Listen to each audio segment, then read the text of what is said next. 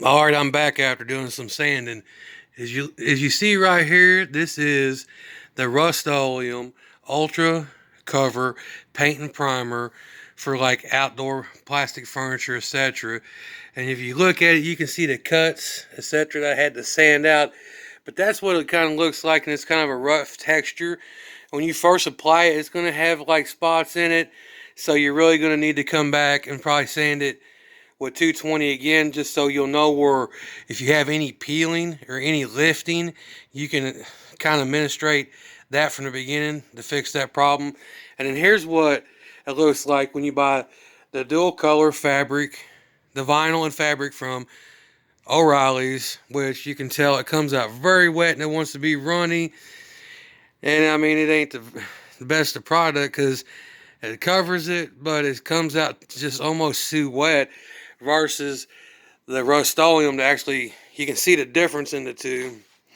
I mean, the color's pretty close to the same, and the overall door panel, it's going to take a lot of sanding. And if you want to jam it on the bottom side, you can also do that, which is going to be a lot more sanding. But it's a high intense process of sanding.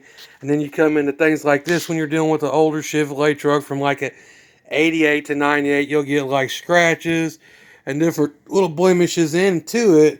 And as you look at it, and then even like right here, you'll see that there's a guy called Swaybar Customs, and he makes a concoction called Rondo, where you mix Bondo, putty, and then you add, what you add is you add fiberglass resin, and you stir it up overnight. You can let it set, he said, to make it come out even finer if you want to get rid of that.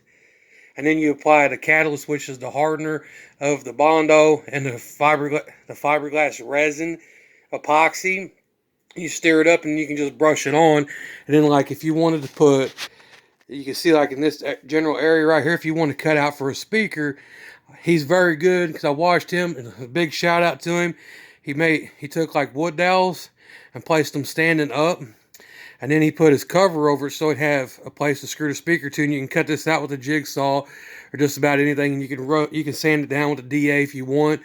I usually do all my interior work by hand sanding, and then once you build the case out of wood for the speaker to set, what he does is he takes fleece and then he staples it in, and then what he'll do is he'll cut it and spin it inside where it won't lift, and then he takes his brush and applies the brush to it, and he brushes all on, and then you can come back with plastic filler Bondo and fill any little pits or imperfections, and then that's how you do that.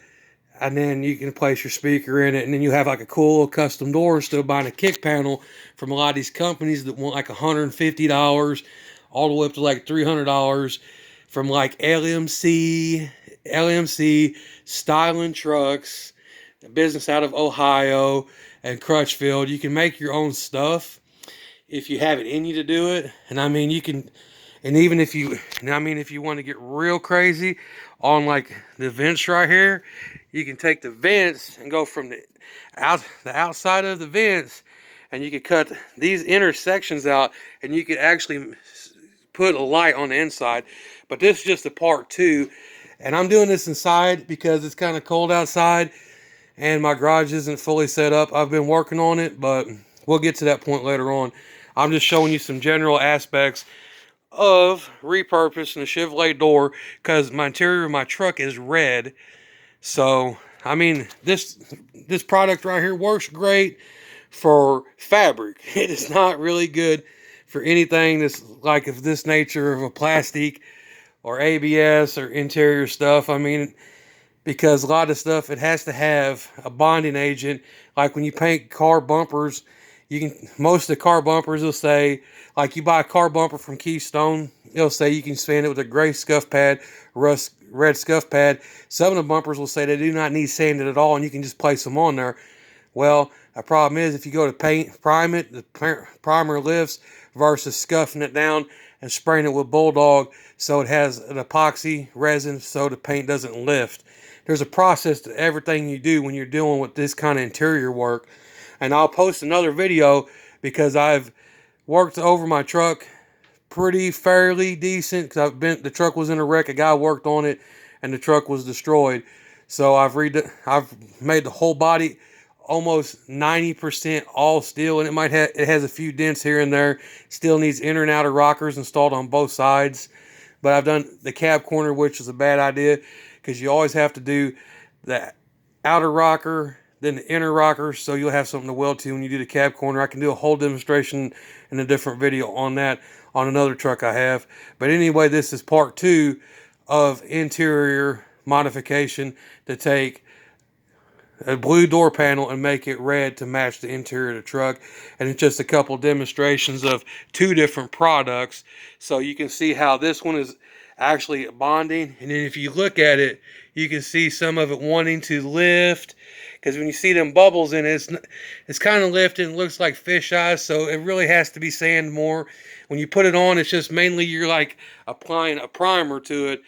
And then if you apply this right here, the fabric and vinyl paint from O'Reilly's, the Dew Point color, I mean, it'll work, but if you look at it, it wants to run and it just comes out too wet. And then if you versus looking at the Rust-Oleum, it comes out almost perfect. And then, I mean, this can right here is going to run you about $5.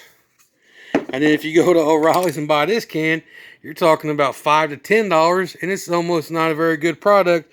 And if you look on it, it says dashboards, door panels, seats, carpet, and I just don't see it. And I mean, if you read on it, it'll say what it has, the instructions and stuff, but it's just a very poor product, because I've used it to paint. I've did some work on my truck, and that's just a poor product. But this is just to give you guys out there that's doing it on a cheap scale or into just modification work. This is just some ideas, food for thought. I'm not an expert, but enjoy. Fat Man from the Holler, I'm out. Hope you enjoyed the video. If you like the video, hit like and subscribe. Thank you for the views.